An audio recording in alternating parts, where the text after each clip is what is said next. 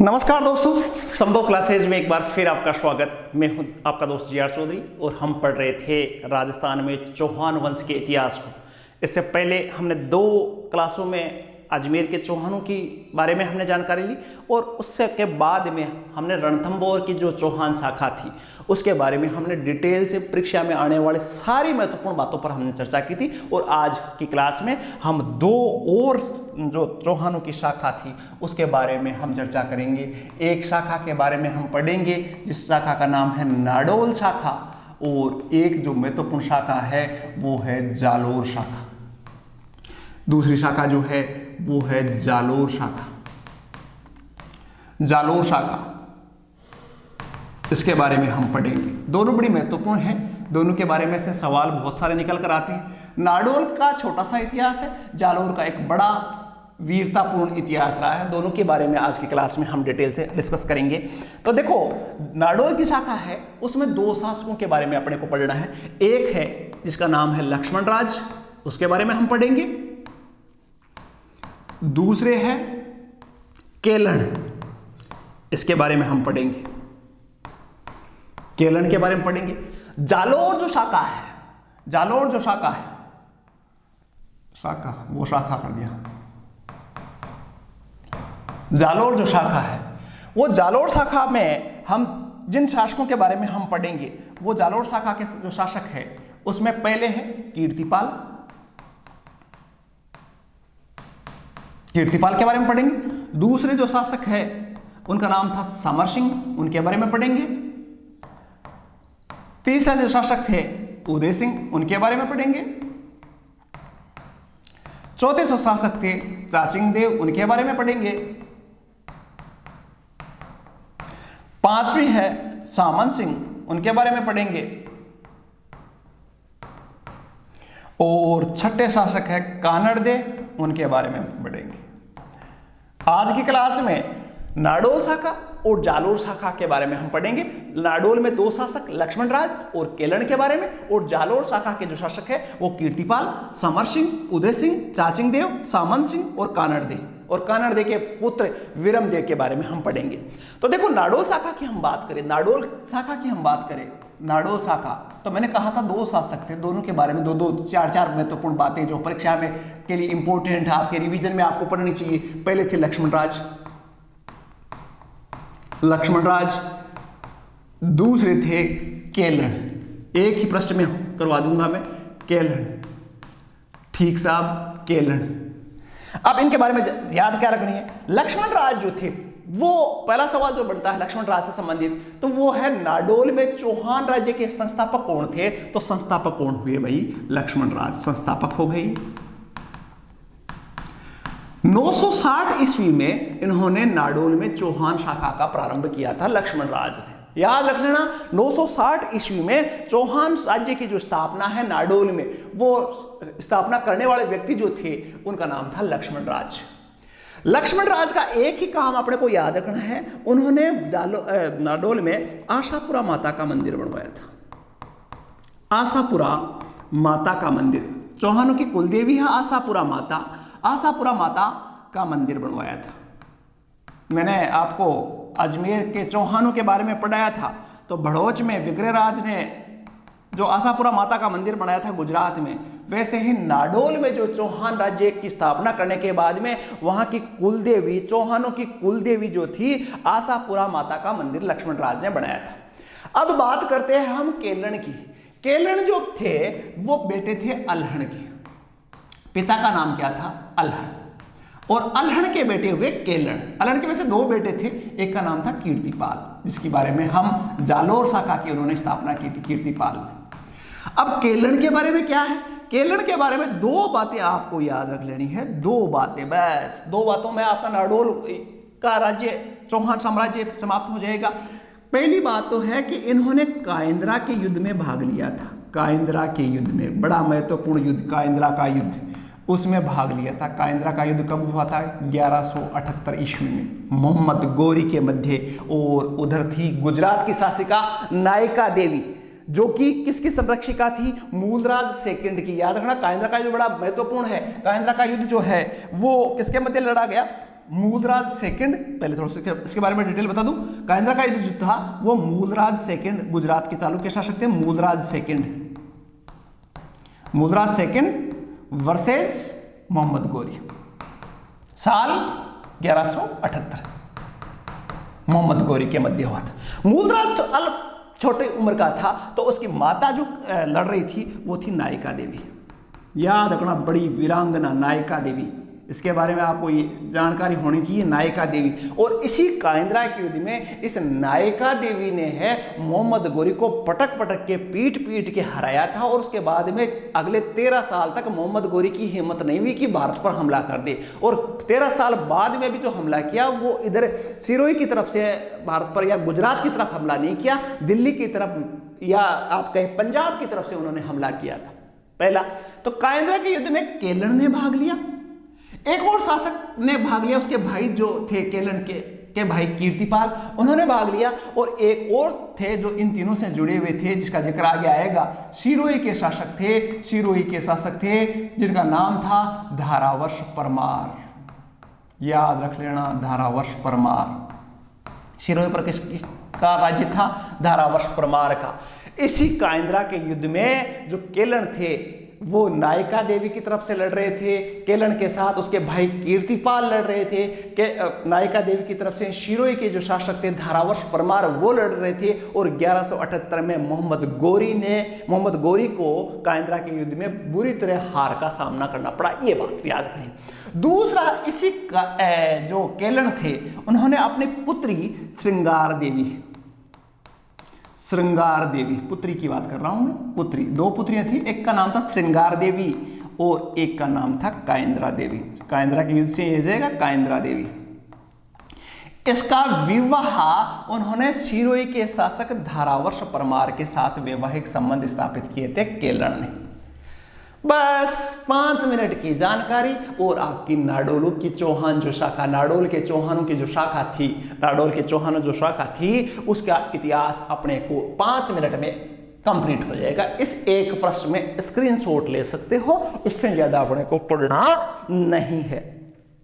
अब हम पहुंचते हैं जालोर में। अब देखो जालोर के जो चौहान थे उसके बारे में पढ़ेंगे। तो जालोर के चौहान कह दो या सोनगरा कह दो। सोनगरा क्यों कहते हैं भाई? सोनगरा, जालोर के जो चौहान थे उनको सोनगरा कहा जाता है। सोनगरा क्यों कहते हैं? क्योंकि जालोर में जो किला है, पहले सोनगरा की मैं बात करूं तो सोनगरा क्यों कहते हैं? सोनगरा तो मैं बता दूं कि जालोर का जो किला है उसको सुवर्णगिरी भी कहते हैं, सोनगिरी भी कहते हैं, क्योंकि सोनगिरी पहाड़ी पर है ये किला। तो इसलिए इस किले पर अधिकार रखने वालों को जो सोनगिरी पहाड़ी पर किला है, तो इसीलिए इस पर राज करने वाले जो चौहान थे उनको क्या कहा गया? सोनगरा कहा गया। इसी के नाम से क्या कहा गया? सोनगरा कहा गया। अब जालोर का नाम भी एक वृक्ष के नाम पे पड़ा है। जाड़ का वृक्ष ज्यादा है, जाड़ के वृक्ष वहां ज्यादा है, जाड़ के वृक्ष ज्यादा है, इसलिए इसका नाम क्या पड़ गया? जालोर। इसका नाम जाबलीपुर भी है,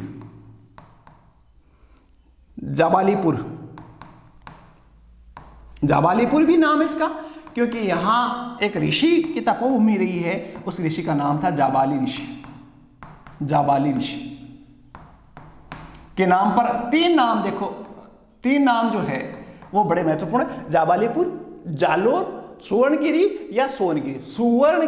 सुवर्णगिरी नहीं लिख रहा हूं मैं, स्वर्णगिरी फिर याद रखना, सुवर्णगिरी अलग है। स्वर्णगिरी जैसलमेर के किले को कहा जाता है, सोने के रंग का है जैसलमेर का किला। तो 3 नाम इसके हैं जालोर के। और इसी सोनगिरी के नाम पर, सोनगिरी पहाड़ी पर जो किला बना हुआ है जिसको सुवर्णगिरी भी कहा जाता है, सोनगिरी भी कहा जाता है, क्योंकि सोनगिरी पहाड़ी पर है इसलिए इसका नाम क्या रखा गया? सोनगिरी किला। और इस पर राज करने वालों को जो शाखा बनी उसका नाम था सोनगरा शाखा। पहले शासक कीर्तिपाल की हम बात कर देते हैं। पहले शासक डिटेल से हम पढ़ेंगे कीर्तिपाल। अब याद रखना कीर्तिपाल के बारे में। क्या क्या बातें अपने को याद रखनी, क्या क्या बातें याद रखोगे? पहली बात, जालोर में चौहान राज्य के संस्थापक, चौहान राज्य के संस्थापक।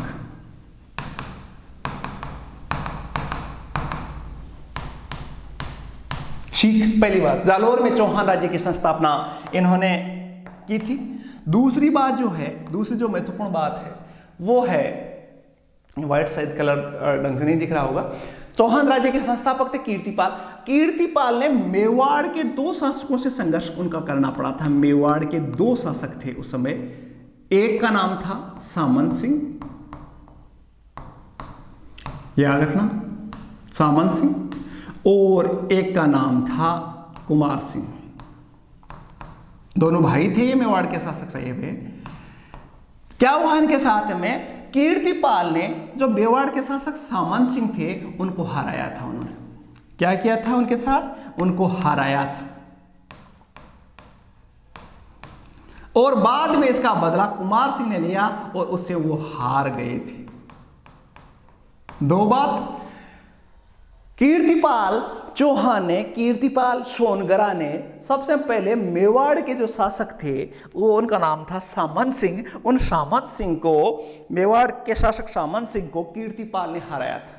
और इसका बदला सामंत सिंह का एक भाई था जिसका नाम था कुमार सिंह, और कुमार सिंह ने वापस कीर्तिपाल को हरा दिया था। लेकिन बाद में, उसके बाद में मेवाड़ के साथ साथ जालोर के आसपास परमारू का शासन था, और एक शासक हुआ करते थे, उसका नाम था कुंतपाल परमार। क्या नाम था? कुंतपाल परमार। इसको हराया था और जालोर में स्वतंत्र साम्राज्य की स्थापना की थी, को हराया था। बस वही कीर्तिपाल के बारे में हराया था। 3 चीजें अपने को याद रखनी है कीर्तिपाल के बारे में। कीर्तिपाल ने जालोर में चौहान शाखा का प्रारंभ किया। दूसरी बात, मेवाड़ के साथ उनका संघर्ष हुआ और मेवाड़ के जो शासक थे सामंत सिंह, उन सामंत सिंह को हराया, और सामंत सिंह इनके डर से वागड़ चला गया था, बांसवाड़ा डूंगरपुर की तरफ चला गया था। उसके बाद में शासक बने कुमार सिंह, और कुमार सिंह ने कीर्तिपाल को परास्त कर दिया था। उसके बाद में कीर्तिपाल ने जालोर के आसपास जो परमारू का शासन था, और परमार शासक थे कुंतपाल परमार, उस कुंतपाल परमार को हराकर जो चौहानों की सोनगरा शाखा थी 1181 में, वो स्थापित की थी 1181 में। कब की बात है? 1181 ईस्वी की बात। ठीक भाई, ये था कीर्तिपाल के बारे में जानकारी। अगले जो शासक बने, दूसरे मैंने बताया था, दूसरे जो शासक बने थे उनका नाम था समर सिंह। क्या नाम था? समर सिंह। नाम से ही पता चल रहा है समर भूमि, समर का मतलब होता है युद्ध। तो समर सिंह ने 2 बड़े काम किए। एक तो वैवाहिक संबंध स्थापित करके जालोर को शक्तिशाली बनाने का काम किया, और दूसरा था जो जालोर का किला था उसको सदृढ़ बनाया था। तो पहला 2 काम उसके महत्वपूर्ण थे, दोनों काम आपको याद रखना है, पहला दूसरा। पहला उन्होंने क्या किया, जालोर के किले में क्या बनाया? परकोटे का निर्माण करवाया। ठीक है भाई, परकोटे का निर्माण करवाया। जालोर के किले का नाम जावलीपुर जो था, सुवर्णगिरी जो था, परकोटे का निर्माण कराया। शस्त्रागार का निर्माण करवाया, शस्त्रागार का निर्माण करवाया, और कोषागार का निर्माण करवाया। हो गई लड़ाई की तैयारी, कोषागार का निर्माण करवाया। समर के लिए तैयार हो गए समर सिंह। 3 उन्होंने किले में चेंजेस करवाए। पहला उन्होंने परकोटे का निर्माण करवाया, दूसरा उन्होंने शस्त्रागार का निर्माण करवाया, और तीसरा उन्होंने क्या किया? कोषागार का निर्माण करवाया। और दूसरा काम था वैवाहिक संबंध। तो वैवाहिक संबंध उस समय जो जालोर के आसपास जो शक्तिशाली राज्य था वो था गुजरात, और गुजरात के शासक हुआ करते थे भीम सेकंड। कौन थे? भीम सेकंड। उसके साथ उन्होंने अपनी पुत्री का विवाह किया था। पुत्री का विवाह, राजकुमारी का विवाह, पुत्री का विवाह किसके साथ किया? भीम सेकंड के साथ। और पुत्री का नाम यदि याद रखना चाहो तो उसका नाम था लीला देवी। तो भाई समर सिंह की कहानी वापस मैं सुना दूं।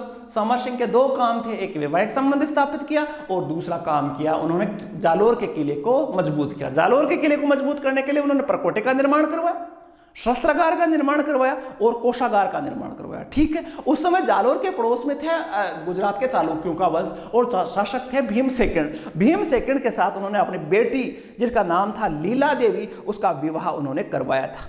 ठीक साहब, नेक्स्ट जो शासक थे वो थे उदय सिंह। नेक्स्ट जो शासक थे, तीसरे नंबर के शासक याद रखना है, वो थे उदय सिंह। कौन से शासक? उदय सिंह। उदयपुर वाले नहीं है, ये दूसरे हैं भाई, उदय सिंह।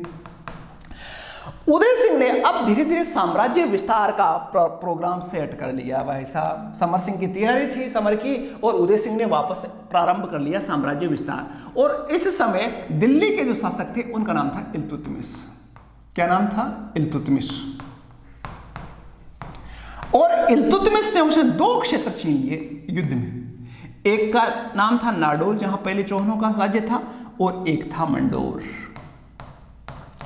इस इल्तुतमिश को हराकर उन्होंने नाडोल छीन लिया और मंडोर को भी उन्होंने छीनकर अपने साम्राज्य का विस्तार प्रारंभ कर दिया था उदय सिंह ने। और साथ ही एक और शासक थे, गुजरात के छोटे से शासक थे जिनका नाम था लवण प्रसाद, उनको भी हराया था। क्या नाम था? लवण प्रसाद। कहां के शासक थे? गुजरात के। इनको हराया था। बस उदय सिंह के बारे में जानकारी हो गई।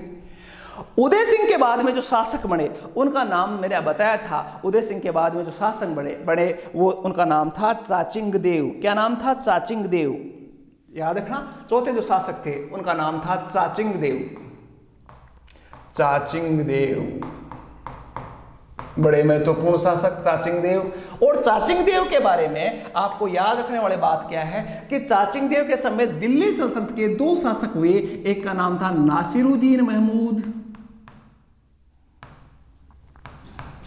महमूद और दूसरे मैंने आपको सल्तनत काल में पढ़ाया था वह बलबन। उस समय के समकालीन शासक थे दिल्ली सल्तनत के। और इन दोनों को चाचिंग देव का इतना डर लगता था कि इन्होंने इस पर हमला करने की कभी सोची नहीं, हमला नहीं कर सके। ये मन तो करता था कि हमला करे, हमला नहीं कर सके। बस नेक्स्ट जो बात है चाचिंग देव की, उन्होंने सबसे मोस्ट जो इंपॉर्टेंट बात अपने को याद रखने वाले है वो है उन्होंने सुंधा माता मंदिर का निर्माण जो करवाया था वो था चाचिंग देव। सुंधा माता मंदिर कहाँ है? जालोर में। सुंधा माता मंदिर का निर्माण जो करवाया था वो करवाने वाले थे। मंदिर का निर्माण वो किसने करवाया था?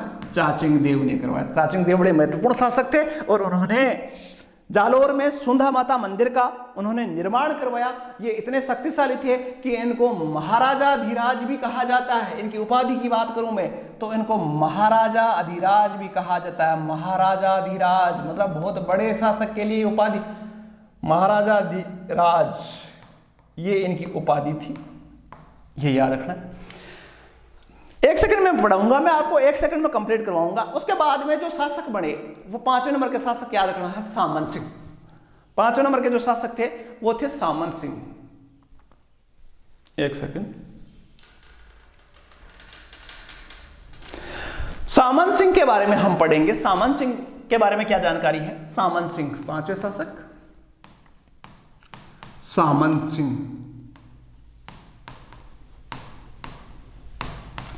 सामंत सिंह के समय दिल्ली के जो शासक बन गए थे उनका नाम था जलालुद्दीन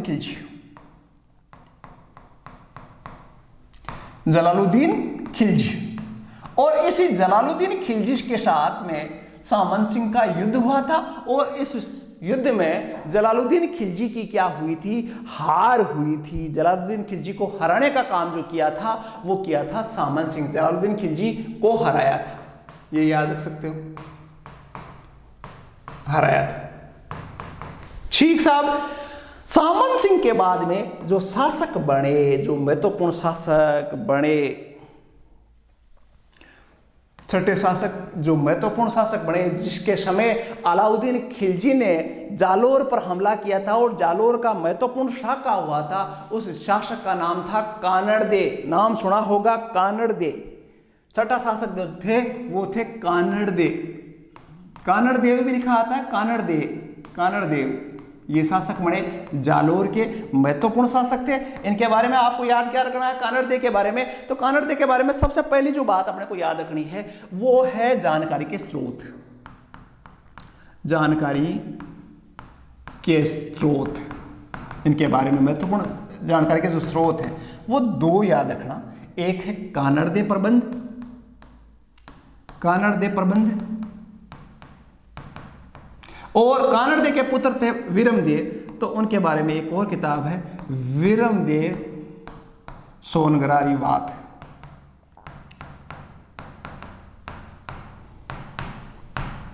इन दोनों किताबों के लेखक जो थे वो थे पद्मनाभ। अंडरलाइन कर लेना, याद रख लेना, पद्मनाभ।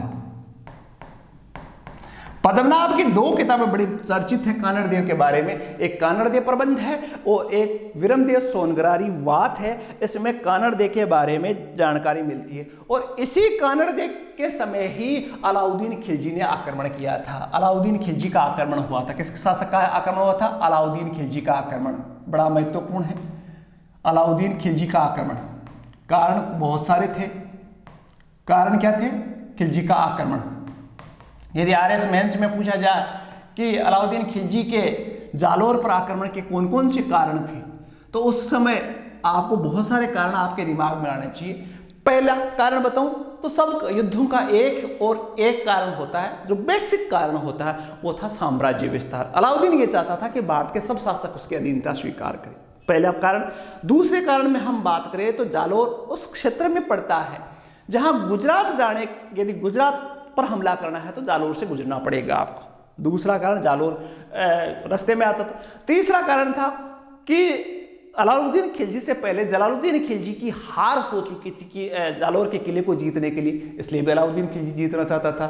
चौथा है कि जालोर के जो शासक थे कानड़देव, उन्होंने अलाउद्दीन खिलजी की अधीनता स्वीकार नहीं की थी। और जब उन्होंने अलाउद्दीन खिलजी ने गुजरात पर हमला किया था, गुजरात पर हमला किया और गुजरात को जीतकर, गुजरात में मंदिरों को तोड़कर वापस अलाउद्दीन खिलजी की जो सेना है वापस आ रही थी, तो उस सेना के में सोमनाथ मंदिर को लूटकर उस शिव मंदिर के टुकड़े भी लाए गए थे।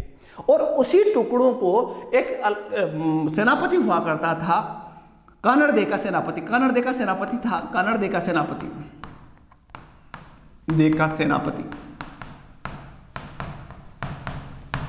जिसका नाम था जेतक देवड़ा। उन्होंने उस सोमनाथ मंदिर के जो शिवलिंग था, सोमनाथ मंदिर को लूटा था, नष्ट भ्रष्ट कर दिया था। सोमनाथ मंदिर में जो शिवलिंग के जो टुकड़े थे उनको जेता देवड़ा ने लूट लिया था और जालोर में उनकी 5 टुकड़ों से 5 शिवलिंगों की स्थापना करवाई थी। इससे भी नाराज थे। एक मूणोत नैणसी कहते हैं, मूणोत नैणसी, एक और ही कहानी सुनाते हैं मूणोत नैणसी। मूणोत नैणसी क्या कहते हैं? मूणोत नैणसी कहते हैं कि जो कानड़देव थे उनके एक बेटा था जिनका नाम था विरमदेव, बड़ा वीर योद्धा था विरमदेव। और विरमदेव से अलाउद्दीन की बेटी जो जिसका नाम था फिरोजा, वो बड़ा प्रेम करते थे, लेकिन विरमदेव ने शादी करने से मना कर दिया था। तो मूणोत नैणसी कहते हैं कि इस वजह से अलाउद्दीन ने जालोर पर हमला किया था। कारण बहुत सारे गिनाए जा सकते हैं, लेकिन मोटे मोट अलाउद्दीन खिलजी का आक्रमण जो है वो हुआ। और सबसे पहला जो आक्रमण हुआ वो हुआ था सिवाना पर। सिवाना जो जालोर की कुंजी कहते हैं, सिवाना पर आक्रमण, इसको हम समझते हैं सिवाना पर आक्रमण। कब हुआ था आक्रमण? 1308 ईस्वी में। सिवाना पर आक्रमण कब हुआ था? 1308 ईस्वी में सिवाना पर आक्रमण। सिवाना जालोर की कुंजी कहा जाता है। सिवाना जो को किला है वो वीर नारायण पवार, इसके जो सिवाना का किला है, किले का निर्माण करता वीर नारायण पवार थे। याद रखना कि किले का निर्माणकर्ता लिख देता हूं मैं, निर्माणकर्ता वीर नारायण पवार। पहले पवारों का शासन था, वीर नारायण पवार। पहाड़ी का नाम याद रख ले तो हल्देश्वर पहाड़ी थी।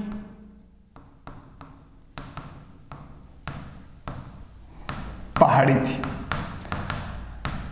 जालोर के शिवाना के किले की बात करें और इसी में जयनारायण व्यास को भी बंदी बनाया गया था, यह भी याद रख लेना। जयनारायण व्यास को बंदी बनाया गया था शिवाना के किले में, जो पढ़ेंगे हम मॉडर्न राजस्थान हिस्ट्री में हम पढ़ेंगे। तो शिवाना के किले पर उस समय जो शिवाना का किला जो था, मैंने कहा था जालोर के किले पर हमला करना है तो पहले शिवाना आपको जीतना पड़ेगा, और शिवाना पर जो व्यक्ति का नियंत्रण था उसका नाम था सातल और सोम। सातल व सोम ये थे किले के किलेदार, कह सकते हो किलेदार, सातल और सोम। जब 1308 में अलाउद्दीन खिलजी ने सिवाना के किले पर हमला किया तो सातल और सोम के नेतृत्व में जो कानड़देव के भतीजे थे, ये कानड़देव के भतीजे थे ये सातल और सोम, तो इन्होंने अलाउद्दीन खिलजी के जो की सेना जो थी उसका सामना बड़े भयंकर तरीके से किया गया। लेकिन कुछ हमेशा भारत में जब भी हम किसी हमले को देखते हैं तो उसमें कहीं ना कहीं आपको दगाबाजी देखने को मिलती है, और इस किले में भी दगाबाजी देखने को मिलती। एक सैनिक था जिसका नाम था भायल। क्या नाम था? भायल। भायल का धोखा। नाम तो भायल तो दोस्त को कहते हैं भायला, धोखा, लेकिन यहां उन्होंने धोखा दिया। और उसमें एक कुंड है शिवाना के किले में, और उस कुंड का नाम है मामादेव कुंड। क्या नाम है? मामादेव कुंड। उसमें गोरक्त मिला दिया था, ये कहानियां हैं। लेकिन भायल के धोखे की वजह से 1308 में शिवाना के किले पर अलाउद्दीन का अधिकार हो गया, और ये शिवाना का पहला शाका कहलाया 1308 में अलाउद्दीन में, जिसमें रानी जो थी जौहर करने वाली थी उसका नाम था मेणा दे। क्या नाम था? मेणा दे। उन्होंने जौहर किया, उनके नेतृत्व में जौहर हुआ, और सातड़ और सोम के नेतृत्व में शाका हुआ। यह शिवाना का प्रथम शाका कहलाता है, और उसके बाद में इसका नाम बदलकर, इसका नाम जो शिवाना का नाम बदलकर, यह भी बड़ा महत्वपूर्ण है, नाम बदलकर क्या नाम रखा गया? खेराबाद रखा गया। खेराबाद याद रखना, बड़ी महत्वपूर्ण बात है। खेराबाद, खेराबाद कर दिया गया। अलाउद्दीन ने 1308 में शिवाना का नाम बदलकर क्या नाम कर दिया गया? खेराबाद कर दिया गया। और उसके बाद में अलाउद्दीन का वो तांडव था, वहाँ मंदिरों को नष्ट किया गया, मंदिरों को तोड़ा गया, और वहाँ अन्याय की पराकाष्ठा पैदा करने का काम अलाउद्दीन ने किया। इस युद्ध के बाद में एक युद्ध हुआ था छोटा सा, जिसको बोलते हैं मलकाना का युद्ध। मलकाना का युद्ध। इस मलकाना के युद्ध में कीर्तिपाल और कीर्तिपाल के एक भाई हुआ करते थे, मालदेव। मालदेव सोनगरा, भाई का नाम था मालदेव सोनगरा, याद रखना। इस मलकाना के युद्ध में शम्स का एक सेनापति था अलाउद्दीन का, शम्स खान, उसको बंदी बना लिया था। शम्स खान की हार हुई थी, अलाउद्दीन तो नहीं था, लेकिन शम्स खान की क्या हुई थी? हार हुई थी। शासक कानड़देव का भाई था, एक सेकंड, कानड़देव का भाई था मालदेव, जिसको मूछला मालदेव भी कहा जाता है। मालदेव, मालदेव।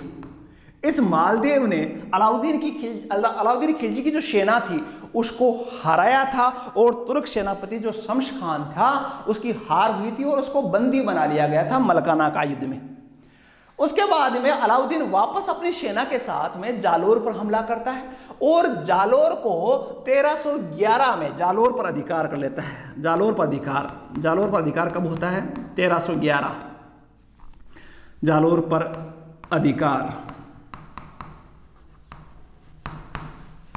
1311 में वो अधिकार कर लेता है, और इसका नाम रखता है, नाम क्या रखता है? जलालाबाद। जलालाबाद। और इस युद्ध में कानड़देव और वीरमदेव दोनों कानड़दे और वीरमदेव जो उसका बेटा था,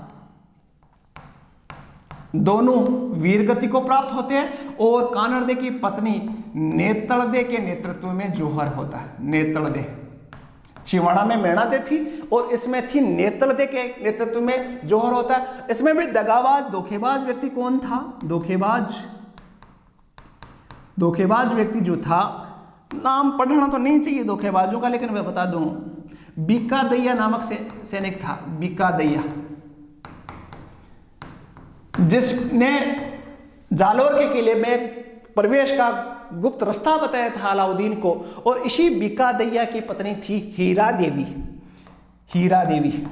जिन्होंने बाद में जब उनको पता चला था कि मेरे पति ने कानड़दे के साथ में धोखा किया है, तो इसी हीरा देवी ने अपने पति बीका दैया की हत्या कर दी थी तलवार घोंपकर। ये भी हीरा देवी भी बड़ी महान स्त्री थी, जिनको अपने पति के धोखे का जब पता चला तो उन्होंने अपने पति का गला काटकर हत्या कर दी थी। तो इस प्रकार जालोर जो था, वो जालोर पर अलाउद्दीन खिलजी का अधिकार हो गया था। फटाफट से हम एक मिनट में वापस हम रिवीजन कर लेते हैं। देखो, 1 मिनट में हम देख लेते हैं हम कहां पढ़ रहे थे। नाडोल से शुरुआत की थी। नाडोल से हमने शुरुआत की थी। ये देखो, जालोर से पहले हमने नाडोल शाखा पढ़ी थी। चौहानों की 7 शाखाएं थी, उसमें एक थी नाडोल शाखा। 2 शाखाओं का पहले पढ़ चुके हैं, तीसरी शाखा थी नाडोल शाखा। नाडोल शाखा में आपको 2 शासकों का जिक्र मैंने पढ़ाया था। एक लक्ष्मण राज था और एक था केलन। केलन बेटा था अल्हड़ का। लक्ष्मण राज ने 2 काम महत्वपूर्ण किए। लक्ष्मण राज ने पहला है, चौहान शाखा के संस्थापक थे और उन्होंने आशापुरा माता का मंदिर का निर्माण करवाया था लक्ष्मण राज के बारे में। दूसरी बात करें कल्हड़ की, जो अल्हड़ के बेटे थे, और अल्हड़ के 2 बेटे थे, एक केलन था और एक कीर्तिपाल था। कीर्तिपाल ने जालोर की शाखा स्थापित की और केलन नाडोल के शासक रहे थे।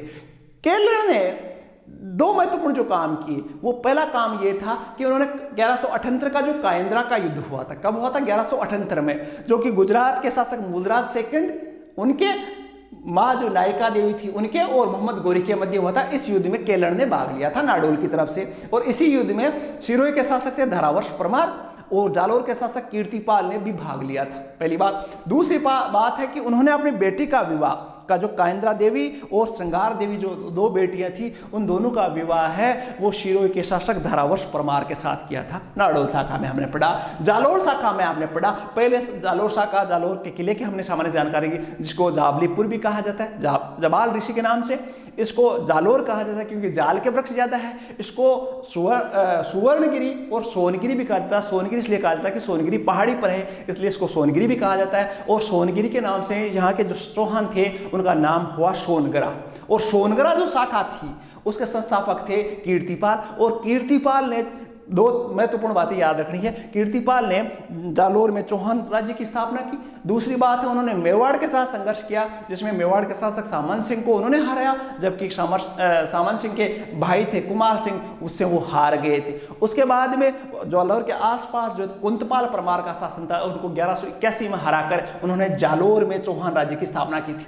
नेक्स्ट बाद में समर सिंह बने। समर सिंह ने जालोर के किले को सुदृढ़ करवाया, प्राचीर प्रकोटे का निर्माण करवाया। उसके बाद में उन्होंने शस्त्रागार का निर्माण करवाया, कोषागार का निर्माण करवाया। और साथ ही समर सिंह ने गुजरात के शासक भीम सेकंड के साथ में वैवाहिक संबंध स्थापित किए और अपनी बेटी लीला देवी जो थी उसका विवाह उनके साथ में किया। नेक्स्ट हम बात कर लेते हैं तो उदय सिंह शासक बने। उदय सिंह ने इल्तुतमिश को परास्त किया था और नाडोल और मंडोर उससे छीन लिया था और उन्होंने गुजरात के शासक लवण प्रसाद को हराया था। नेक्स्ट हम बात कर लेते हैं तो चाचिंग देव बने, जिनको महाराजा धीराज भी कहा जाता है, बड़े शासक थे। इसके समय बलबन और नासिरुद्दीन महमूद हमले की योजना बनाते रह गए लेकिन हमला नहीं कर पाए और उन्होंने सुंदा माता मंदिर का निर्माण उन्होंने करवाया था। नेक्स्ट हम बात करें तो उसके बाद में सामंत सिंह शासक बने और सामंत सिंह के समय जलालुद्दीन खिलजी ने हमला किया था लेकिन जलालुद्दीन खिलजी की हार हुई थी। और सामंत सिंह के बाद में लास्ट में जो शासक बने उनका नाम था कानड़दे। और कानड़दे के बारे में 2 महत्वपूर्ण ग्रंथ है, कानड़दे प्रबंध और एक है वीरमदेव सोनगरारी बात। दोनों ग्रंथों के लेखक है पद्मनाभ, ये अपने को याद रखना है। नेक्स्ट हमने बात की थी कि अलाउद्दीन खिलजी ने आक्रमण किया था जालोर पर, और जालोर पर हमला करने से पहले उनको शिवाना जीतना जरूरी था, क्योंकि शिवाना जालोर के किले की कुंजी कहलाती है। शिवाना का किला हल्देश्वर पहाड़ी पर बना हुआ है। वीर नारायण पंवार ने इसकी स्थापना की थी, और उस समय जब अलाउद्दीन खिलजी ने हमला किया था उसमें शातल और सोम दो महत्वपूर्ण व्यक्ति थे जो कि कानड़ के भतीजे हुआ करते थे। उनका शासन था। अलाउद्दीन खिलजी ने 1308 में उन पर हमला किया, और उसके बाद में एक व्यक्ति था, दगेबाज व्यक्ति था, जिसका नाम था भायल। किसका नाम था? भायल। इस भायल सैनिक के धोखे की वजह से सातल और सोम की हार हुई। उन्होंने साका किया और मेणादे के नेतृत्व में जौहर हुआ, और इसका नाम बदलकर बाद में खेराबाद रखा गया, सिवाना का किला। शिवाना के किले में जयनारायण व्यास को बंदी बनाया गया था। उसके बाद में हमने देखा, ये हमने पढ़ा, उसके बाद में हमने देखा कि जब उसके बाद में मलकाना का युद्ध हुआ, मलकाना का युद्ध जो हुआ उसमें कानड़दे के जो भाई थे, जिनका नाम था, बता रहा था मैं, कानड़दे का भाई था जिनका नाम था मालदेव, उसने मालकाना या मलकाना, मालकाना में लिखा आता है, तो मालकाना के युद्ध में या मलकाना के युद्ध में शम्सका को हरा दिया था और उसको बंदी बना लिया था। ये मालदेव सोनगरा की बात हो रही है, जिसको बाद में मुगलों की अधीनता स्वीकार कर ली थी, सल्तनत काल में अलाउद्दीन की अधीनता स्वीकार कर ली थी। और चित्तौड़ में भी इस मालदेव का जिक्र आएगा, मालदेव सोनगरा का। उसको चित्तौड़ का किलेदार बना दिया गया था, मालदेव सोनगरा। लेकिन उस समय कानड़दे के साथ था, शमशकान की हार हुई, शमशकान गिरफ्तार हुए। उसके बाद में 1311 में जालोर पर हमला हुआ। जालोर के हमले में बीकादैया है उस व्यक्ति के धोखे की वजह से हार हुई, और बीकादैया की हत्या बाद में उसकी पत्नी हीरा देवी ने, जब उसको पता चला कि मेरे पति ने धोखा किया, तो हार हो गई। कानड़दे लड़ता हुआ वीरगति को प्राप्त हुआ। उसका बेटा है वीरमदेव, वो वीरगति को प्राप्त हुआ, और उसके बाद में नेतलदे के नेतृत्व में वहां जौहर हुआ, जो कि जालोर का प्रथम जौहर कहलाता है। छोटी सी क्लास, सारी इंपॉर्टेंट एक सांस में बोलने वाली क्लास थी। कायंद्रा का युद्ध जरूर याद रखना, कानड़दे प्रबंधरी किताबें जो मैंने बताई है वो जरूर याद रखना, और एक बार वीडियो को शांति से आराम से ठंडे दिमाग से देख लेना। नेक्स्ट हम बात करेंगे चौहानों की अगली जो शाखाएं हैं। हमने अभी तक 4 शाखाओं का जिक्र हमने पढ़ा है। नाडोल के चौहानों का जिक्र पढ़ा, हमने जालोर के चौहानों का जिक्र पढ़ा, हमने रणथंभौर के चौहानों का जिक्र पढ़ा, हमने सांबर और अजमेर के चौहानों का जिक्र पढ़ा। आशा है काम की बातें सारी इस क्लास में आ गई है। आपसे अपेक्षा है कि इसमें से कोई सवाल आता है तो आप गलत नहीं करोगे। फिर भी कोई सजेशन है तो कमेंट करके आप जरूर बताएं। वीडियो पर नए हो, आपने इतना पूरी क्लास तन्मय से देखी है तो चैनल को सब्सक्राइब करना बनता ही है। नेक्स्ट क्लास में हम फिर मिलेंगे, तब तक के लिए धन्यवाद। जय हिंद।